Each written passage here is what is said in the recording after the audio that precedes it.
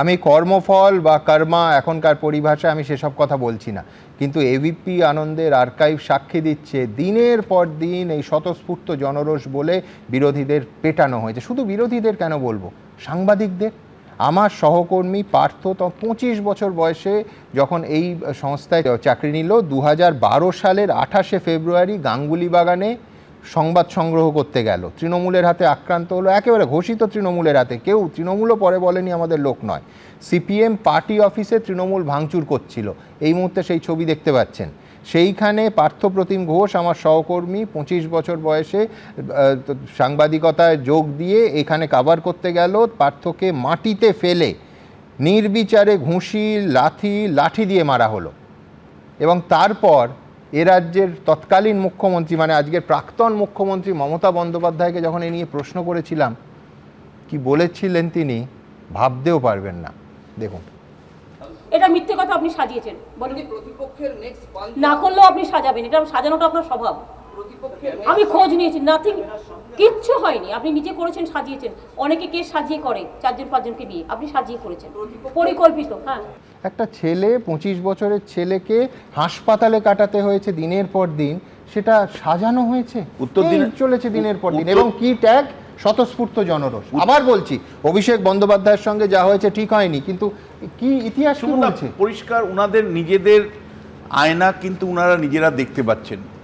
মানে পার্থ কিন্তু উত্তর দিনাজপুরে চোপড়াতে ভোট কাভার করতে গিয়ে একই রকম শিকার হয়েছিলেন। শ্লীলতাহানির মামলা দেওয়া, একদম শ্লীলতাহানির মামলা দেওয়া হয়েছিল।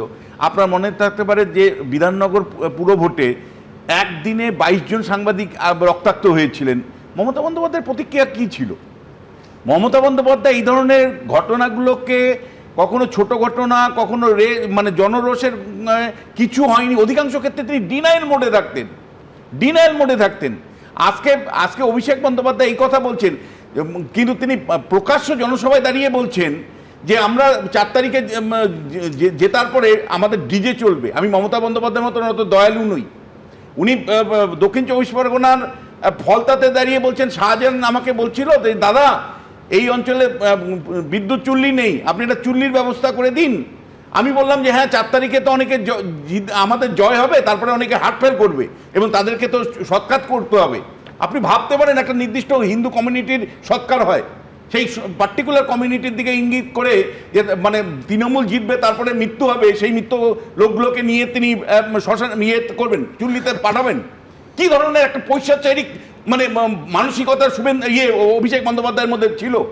পৈশাচিক। আমি আপনাকে বলছি, যদি 4 তারিখে যদি পরিবর্তন রাজ্যে না হতো, তাহলে অভিষেক বন্দ্যোপাধ্যায়ের ডিজে মধ্য দিয়ে অ্যাকচুয়ালি মানে আমি বলছি নরসংহার হতো পশ্চিমবাংলায়।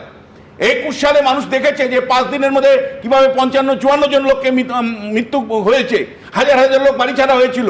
অভিষেক বন্দ্যোপাধ্যায় আজকে মানে পোস্ট ইলেকশন ভায়োলেন্স নিয়ে কথা বলছেন, কিন্তু 2021 সালে কার্যত মানে এগুলো সমর্থন করেছেন তারা দিনের পর দিন। হ্যাঁ, আমি যাব, প্রদীপ্তর কাছেও যাব, কিন্তু তার আগে যারা স্থানীয় মানুষ ওই সোনারপুর এলাকায়, তারা সম্পূর্ণ অন্য একটা ভার্সন দিচ্ছেন।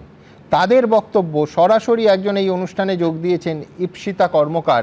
আমি ইপ্সিতাদির কাছে যাব, কিন্তু তার আগে একবার দেখে নেব যে সোনারপুরে অভিষেক বন্দ্যোপাধ্যায় গেছিলেন যে ভোটের সন্ত্রাসে বিজেপির হাতে দলীয় কর্মীর মৃত্যুর অভিযোগ তুলে। সেই তৃণমূল কর্মীর নাম সঞ্জু কর্মকার।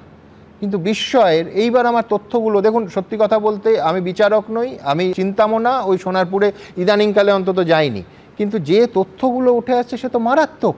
স্থানীয় বহু মানুষ বলছেন যে এই যে সঞ্জু কর্মকার তৃণমূল কর্মী বলে তার মৃত্যু ঘিরে যেই জিনিসটা হলো, স্থানীয় মানুষের মধ্যে প্রবল প্রতিক্রিয়া হয়েছিল। তার কারণ, স্থানীয় মানুষের বক্তব্য যে তার মৃত্যুর সঙ্গে কোনোভাবে রাজনৈতিক হিংসা, কোনোভাবে পোস্টপোল ভায়োলেন্স এবং কোনোভাবে বিজেপি বা অন্য কোনো বিরোধী দল, তৃণমূল বিরোধী দলের কোনো সম্পর্ক নেই। আবার বলছি, আমি জানি না, কিন্তু যে ডাক্তার তাকে দেখেছে তার অসুস্থ হয়ে যাওয়ার পর অন ক্যামেরা সেই ডাক্তারবাবু কি বলছেন আপনাদের দেখাবো, তারপর ব্যাখ্যায় আসবো। সরাসরি যিনি সোনারপুরের একেবারে প্রতিবেশী, যে বাড়ির ঘটনা, যে বাড়িতে এই তৃণমূল কর্মী সঞ্জু কর্মকার থাকতেন, আমি প্রথমে দেখাবো ডাক্তারবাবু যিনি শেষ দেখেছেন সঞ্জু কর্মকারকে চিকিৎসা করেছেন, তিনি কি বলছেন। সঞ্জু কর্মকার, হ্যাঁ। একে আপনি 22 তারিখে দেখতে গেছিলেন? হ্যাঁ 22 তারিখ দেখতে গেছি।